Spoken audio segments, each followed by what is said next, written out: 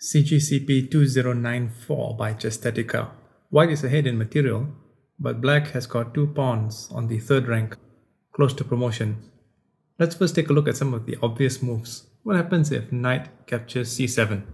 Well, then king captures b1, and after knight to b5, a2, knight to c3 check, king to b2, knight captures a2, king captures a2, and white has insufficient material to force mate. It's a draw.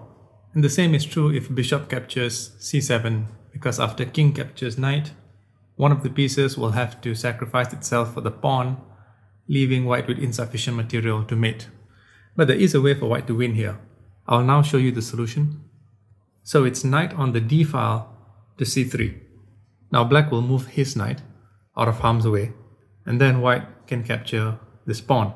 After that, black might try knight to c5 check, king to b6, maybe knight to b3, bishop to b4, king to b2.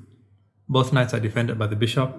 Knight to e4, double guarding the d2 square, king to c1, knight to c4, triple guarding it, king to d1, bishop to c3, king to e2, king to c6, king to d1, king to d5, king to e2, knight to d2, knight to c1, king to e4, knight to a2, bishop to a5, knight to c1, knight to e5, king to d1, king to e3, and the pawn on d3 is lost.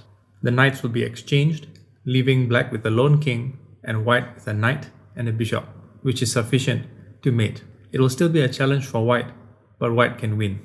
Looking back at this original position, the fair assumption to make would be that this was a draw, because after the exchange of knights, one of white's pieces would have to be exchanged off for the pawn.